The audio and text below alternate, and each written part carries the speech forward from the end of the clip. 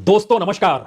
जीत हो तो ऐसी हो, सामने वाला जिस सियासी जमीन पर खड़ा हो उसी सियासी जमीन को खींचकर राजनीतिक जीत का ठप्पा कुछ इस तरीके से लगाया जाए, वो तमाम मुद्दे, वो तमाम ऐलान उसी हवा में गुम हो जाएं जिस हवा में जीत का परचम लहराने लगे।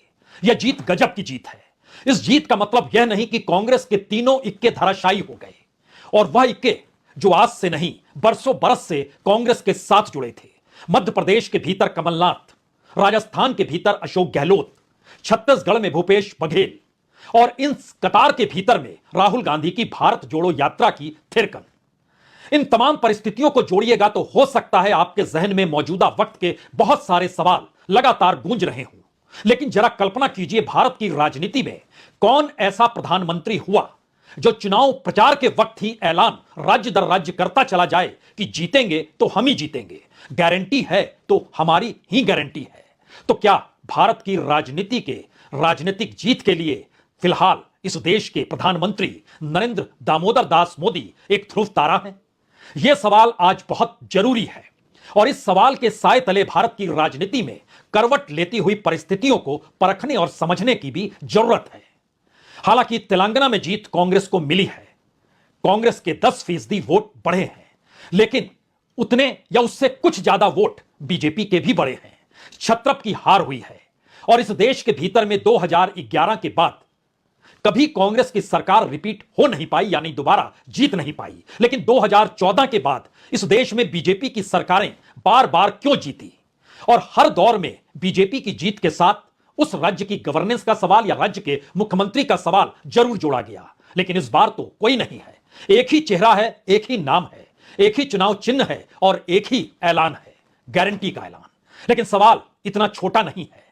ना शेड्यूल कास्ट की राजनीति मायने रखेगी, ना आदिवासियों को लेकर कोई ऐलान मायने रखेगा। शहर दर शहर और इस देश के राज्य दर राज्य में ओबीसी का ऐलान करते चले जाइए, लेकिन वह भी मायने नहीं रखेगा। सवर्णों के भीतर भी कुछ आवाज उठेगी, लेकिन वह आवाज भी कोई मायने नहीं रखेगी। इस देश के भीतर उठते हुए सवाल भी चुनावी जीत हार के आसरे अगर लोकतंत्र को तय करने लगे तो फिर मान लीजिए यह गजब की जीत है।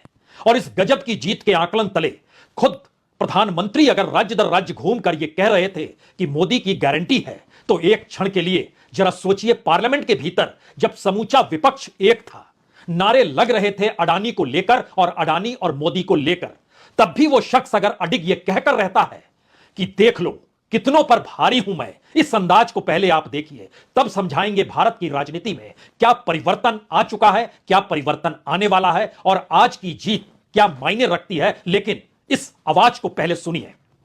देश देख रहा है, देश देख रहा है, एक अकेला कितनों को भारी पड़ रहा है, एक अकेला कितनों को भारी पड़ रहा है। अरे नारे बोलने के लिए भी, नारे बोलने के लिए भी उनको बदल करना पड़ता है। जो भी ये बोलता है जन के फट से आवाज की जवाब देता है। आदरणीय सभापति जी, एक कन्विक्शन के कारण चला, देश के लिए जीता हूं, देश के लिए कुछ करने के लिए निकला हुआ हूं, और इसलिए ये राजनीतिक खेल खेलने वाले लोग उनके अंदर वो हौसला नहीं है, वो ढूंढ रहे हैं, बचने का रास्ता खोज रहे हैं। एक अकेला कितनों पर भारी, और इस कितनों की कतार में अगर एक एक नेताओं के चेहरों को खड़ा करते चले जाइए, एक एक मुद्दों को खड़ा करते चले जाइए, इस देश के भीतर में आइडिया ऑफ इंडिया हो या लोकतंत्र का सवाल हो, अगर उन कतारों को भी खड़े करते चले जाइए और फिर मान लीजिए चुनावी जीत सब कुछ है, तो एक अकेला कितनों पर भारी नहीं, दरअसल एक अकेला सब कुछ फतह करके अपने अनुकूल परिस्थितियों को बनाने की दिशा में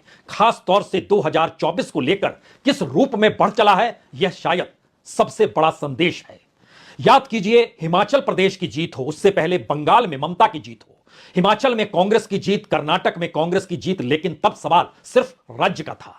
लेकिन इन 5 राज्यों के चुनाव के भीतर की खुशबू 2024 की दिशा में जा रही थी, और हर किसी को इस बात का एहसास था इन चुनावों के परिणाम 2024 में कैसा फैसला हो सकता है, किस रूप में बीजेपी और कांग्रेस या कहें भारत और इंडिया किस रूप में टकराने वाला है, इस पर सियासी तिकड़में आने वाले वक्त में खूब चलेगी। लेकिन किसे पता था इस देश के भीतर में जो भी आकलन किए गए वो सारे आकलन छत्तीसगढ़ को लेकर गलत हो गए, जो आकलन बटे हुए थे मध्य प्रदेश को लेकर वह भी बेमानी साबित हो गए, और राजस्थान को लेकर जो कयास लगाए जा रहे थे वह भी धूमिल पड़ गए। हालांकि तेलंगाना का सवाल कहीं ना कहीं किसी को टीस फर रहा होगा, खासतौर से छत्रपों की एक कतार को।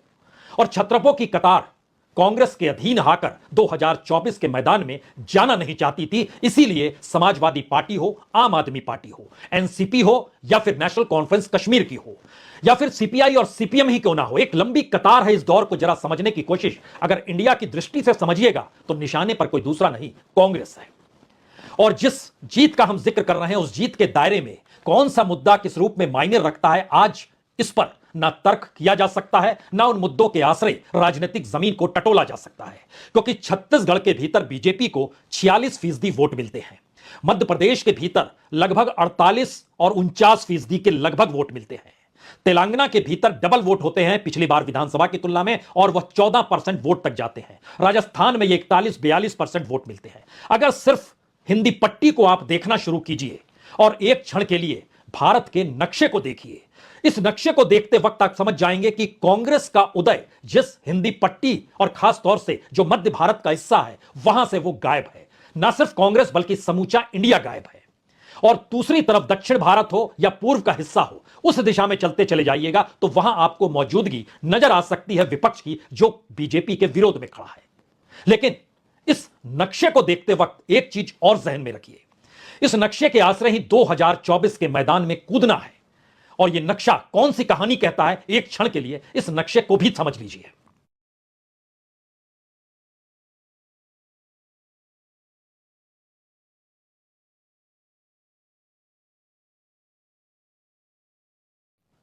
जी, इस नक्शे का सच यह है कि इस देश के भीतर तकरीबन 25 करोड़ लाभार्थी जो केंद्र की योजनाओं से जुड़े हुए हैं, उसका लगभग 60% हिस्सा जो है इस मध्य भारत के हिस्से में आता है।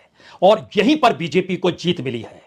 पहली आवाज क्या इस दौर में, जब प्रधानमंत्री मोदी चुनाव प्रचार के वक्त बतौर स्टार प्रचारक यह कह रहे थे कि मोदी की गारंटी है, तो इस गारंटी का मतलब क्या यह मान लिया जाए कि इससे पहले विपक्ष की राजनीति और तमाम छत्रपों के वादे खोखले थे और जनता को भरोसा हो गया और उसने जीत दिला दी? यह पहला सवाल है। क्योंकि यह पहला सवाल इसलिए क्योंकि इस दौर में तमाम छोटे छोटे दल भी इन राज्यों में चुनाव लड़ने के लिए जरूर उतरे, लेकिन उन्हें 1% से भी कम वोट मिला।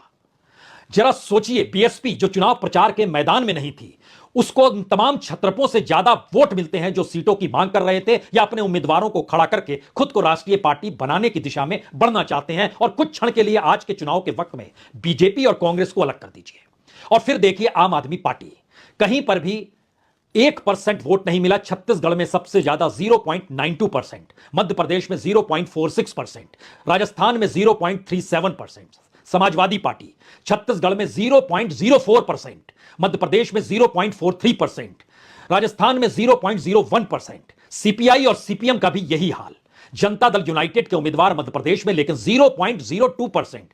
और बड़ी बात यह है कि इस दौर में ओवैसी की पार्टी एआईएमआईएम का जिक्र होना चाहिए, जिन्हें खुद हैदराबाद के इलाके में जो उनके उम्मीदवार थे, 6 उम्मीदवार जीते हैं। 1.7% उन्हें मिलता है तेलंगाना के भीतर, राजस्थान में 0.01%, उसके बाद मध्य प्रदेश में 0.10%। लेकिन दूसरी तरफ जरा इस राजनीति को एक क्षण